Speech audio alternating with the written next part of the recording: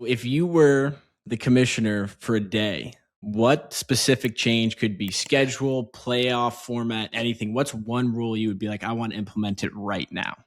I'm going to jump in real quick before Biz goes. Real quick, with trade deadline coming up, I'm making a rule that no teams can play on trade deadline day. That's crazy. I think it's crazy that teams are playing on that day. Yeah, no, like stuff like that. They probably have such a condensed schedule now because of the Olympics. But going back to Quater's question, I think best on best, I would be all in on best on best. And a lot of people, after watching Four Nations and then now the Olympics, let's do a modern day version of the Summit Series where it's Canada versus US and you guys get home ice advantage because you won the gold. I think league revenue would double if in 2 years you guys ended up doing that. But at least the bare minimum is, do it where you set up. Obviously, the Russians would be able to be implemented, and then you could pick whatever 8 to 10 countries to represent, and then do it where the finals is a best of 3. And I really think as far as league revenue and what you could generate, and also you're doing it in North America on our time and selling and filling out North American buildings, I personally think that's a no-brainer. And especially with the climate of Canada and US and how good the hockey has gotten. And it's inevitable. I think you really need to do a Summit Series style. And I'm sure you guys would eat that up. Brady, tell Biz though, what those bus rides were like going to Montreal game or going to the Boston game, Brady. Well, the Montreal one was, this was Four Nations too. This is back to Four Nations in Montreal. Like I remember we were just even walking the night of the Sweden Canada game and how packed outside the rink was at like 3:00. I think that's when it hit. And then just going there, just feeling everybody just like wanted us, like our heads on a stick in Montreal. But then when we get to Boston, a few of these are the bus. Oh yeah. And I'm waving in the back, just shooting and playing music. But in Boston, just like for that final game, just to see the flags and shit, like in North America, like that would be unbelievable. I'm just thinking like, best of 3. If that ended up being a best of 7, there'd be some serious wars out there. That would be. Oh man! Our boy shut me down for NHL 3 months rules. After.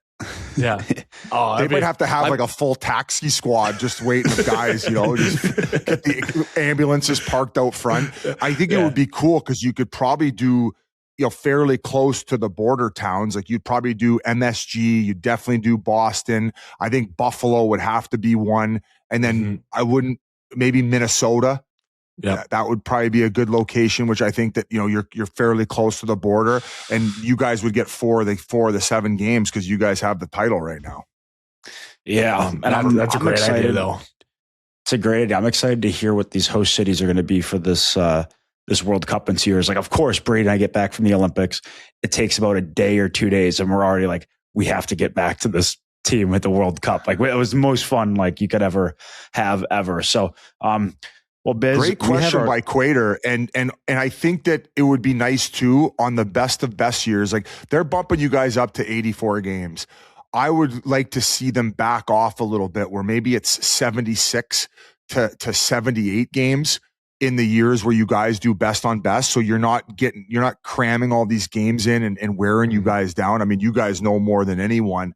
And also you could have years where you change up the playoff format, where those years where let's say it's 76 games, you play everybody from the other conference once.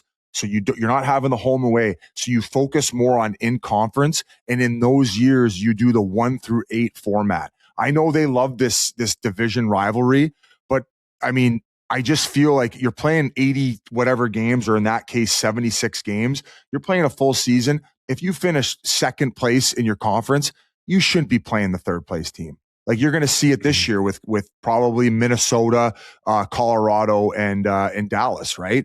There's so many jobs at stake because if you're losing a first round matchup, it looks bad on your resume. But if you're Minnesota and Dallas, well, fuck, man, you just ran into a juggernaut in the first round after getting second or third spot in the conference. What's the point of playing the whole season out for that? So that to me is something where I know originally it was traditional about the 82 games and we're sticking to that. Well, it's like, well, you just added 2 more for more money. What's the difference of doing it a little bit less in a year where you're controlling best on best? You know how much revenue you could bring in if you did a summit series with Canada US, you might be able to sell that to a TNT or whoever, Sportsnet, whatever it is, for probably 100, 150, $200 million. Like, what's the number? Yeah. It's priceless. I'll tell you what that, it's priceless. All right, Biz, you're our first guest on this new segment. And the reason why we are starting with you, we'll just cut to the chase. This segment is called the Bridesmaid of the Week. We always do our wingman of the week. We do our wingman of the week where we like celebrate and acknowledge the highs of something. Somebody did something amazing. Obviously, without explaining it, we know what the Bridesmaid of the Week is. So thank you for coming on. First of all, you're the absolute best. But I don't want to have to give you the Bridesmaid of the Week. It's the easy one. But wearing the Speedo, watching Canada, and then us beating that, it just happened to work out perfectly. So you are our Bridesmaid of the Week, and we would love to know who your Bridesmaid of the Week was. Could be anything. It could be somebody from TNT, a play you've watched, a terrible movie. I know it's hard putting you on the spot just like that. Somebody at Whole Foods was a dick. I don't know. Anything. Damn, that's a tough one. So essentially a bride, like when you say that, what's the definition of it? Like you're not the winner, you're the loser essentially? Just you're catching the bouquet? Yes, exactly. I mean, I kind of want to just bring up RA for whatever reason, but I love him. And like, I just want to basically give him a shout out. Let's bring up RA and just say he's the Bridesmaid of the Week. That's he'll appreciate that shout out. He's a machine though. This guy, we'll go. We went to a West Coast road trip last year, and we were in LA, and he looked a little bit more wonky than usual, and then he just all of a sudden tells us he took 100 milligram gummy. Like, I don't know if you guys have ever done gummies, but if I took 100 milligram gummy, I'd be feeling it 4 days later. But he is an absolute specimen. But I'm just going to nominate RA, and hopefully you guys get him on at some point, because you guys are well, at least have somewhat affiliation to Boston and Charlestown. So I'm going to nominate RA. That's hilarious. That's hilarious. And he's back on the market. He's got divorced, so he's back on the market. So any of you single ladies out there, we were actually thinking about doing a dating show for RA. Oh, that'd be unbelievable. That'd be unbelievable. Wouldn't it? Brady, you guys would if we end up doing one. So we Brady love him. Wouldn't He's be able the to best, help out at all.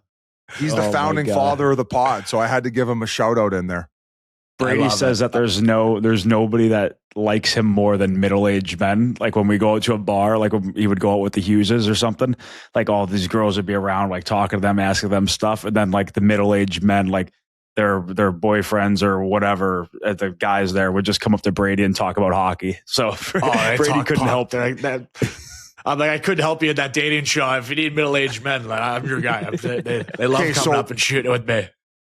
You guys are so approachable. Like, even after you guys won it, I mean, you thought that the bender was over, and then you're on the cam at the elbow room, putting your medal around fans and allowing them to take photos.